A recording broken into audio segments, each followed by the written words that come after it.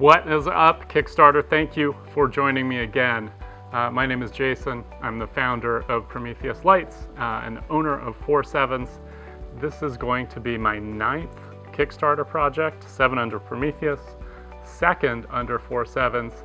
I'm super excited to introduce the MXS standby flashlight to you guys today, so thanks for joining me. So I've been making flashlights, designing and manufacturing them for about 15 years.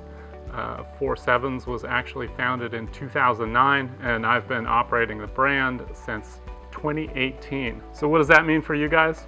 Essentially, we know what we're doing, and we have a long history of delivering flashlights that deliver real results in the real world. So we've actually been making this flashlight for a couple of years, and the benefit to you, and I guess to us as well, is that we know what we're doing with this light. We're not expecting any surprises. What I do want to do is launch this in safety red.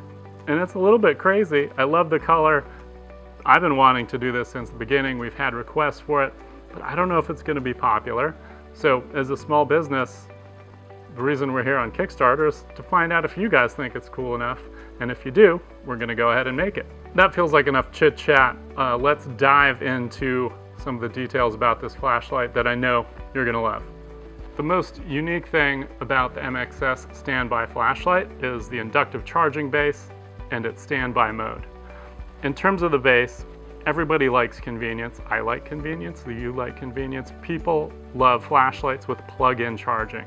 I can't stand flashlights with plug-in charging, and the main reason is there are always problems with the charging port. I've talked to a lot of different manufacturers, and for every light that has plug-in charging, the #1 warranty claim, maybe you can guess, is related to the charging port.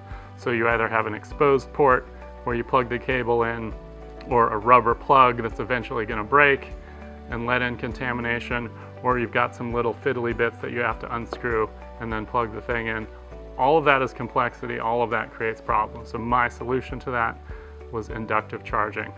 So essentially, when you place the flashlight on the base, it begins to charge. And that's all there is to it. The next cool thing is the standby mode, and this is really our emergency feature. And what that means is when the power goes out in your house, the flashlight is going to turn on automatically. I made up that word. The light essentially will sense an interruption in power, and it will turn itself on. When the power comes back on, the light will turn off and then initiate a charge. And you get the same thing if you remove the light from the base and then you put it back on. One, it will turn on in the lowest setting, and then when you put the light back on the base, it will initiate a single charge.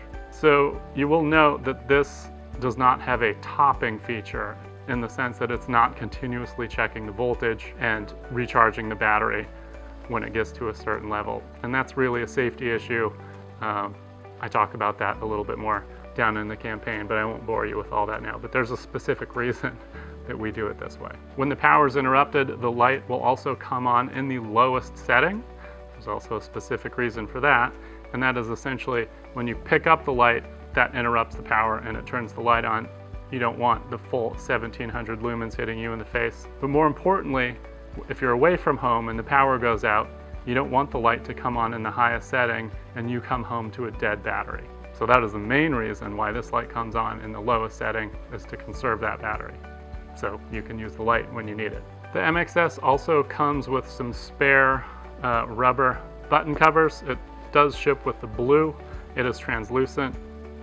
This light has a charge indicator, both green and red, and when the light is on the base, it'll either show red for charging or green when it's finished charging, and that green light stays illuminated at all times so that you can find the light in the dark.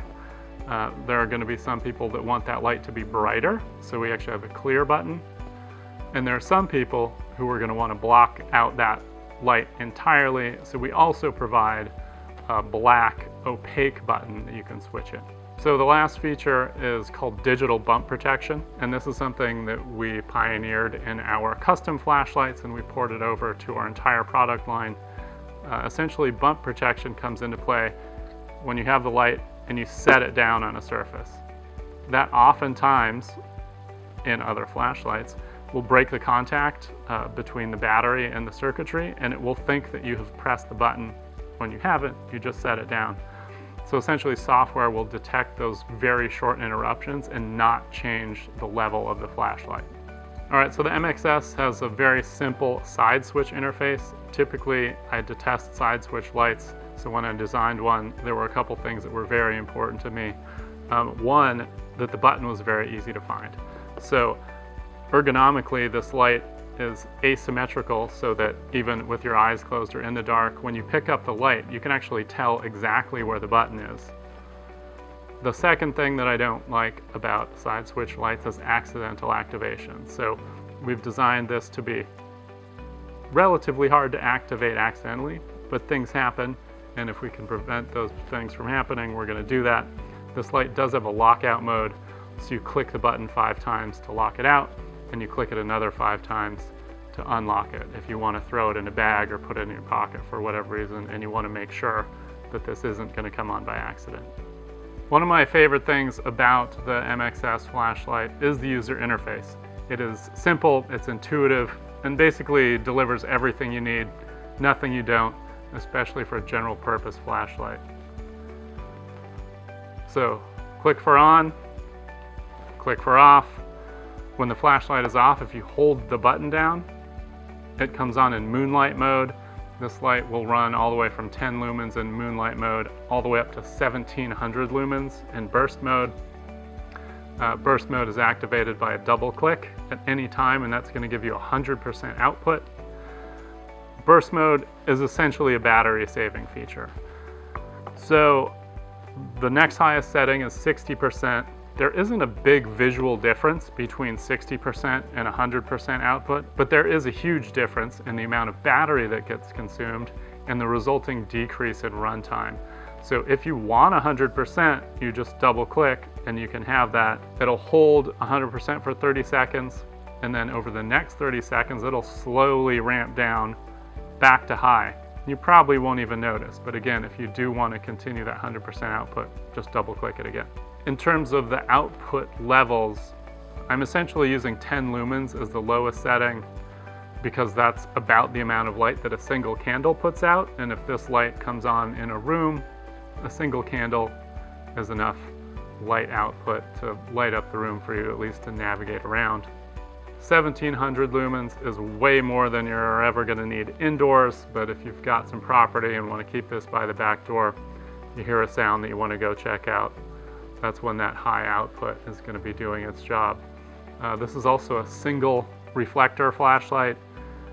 The maximum beam distance on burst mode is about 280 meters, so again, it's going to be great for indoor and outdoor use with that range of outputs. One of the main things that I'm known for in the flashlights that I design is high color rendering. And that just means we choose LEDs, which do tend to be more expensive, that have high color accuracy.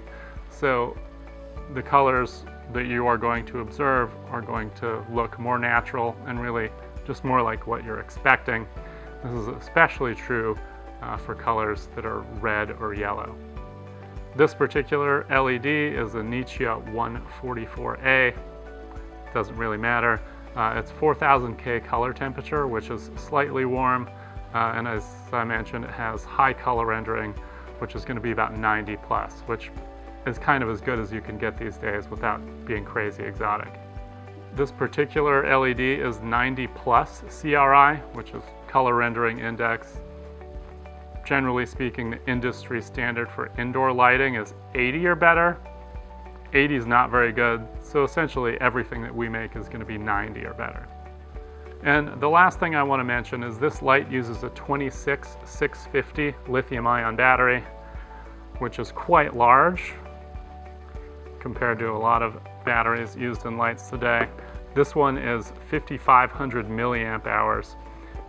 And really the reason we use a big battery is because so you can have a lot of runtime, which is going to be important in an emergency if you're going to be out of power for days.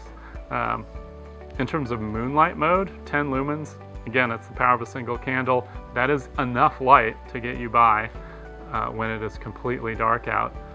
The light will run for days on moonlight mode. So that should carry you really through any kind of power outage that you're likely to experience.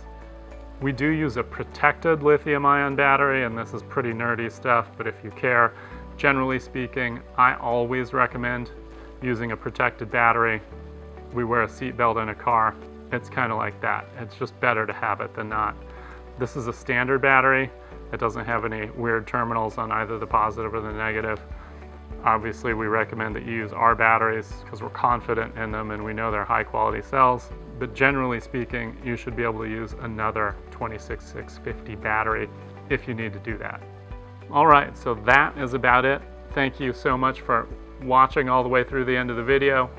Thank you for your support, and I hope that you love your MXS as much as I do.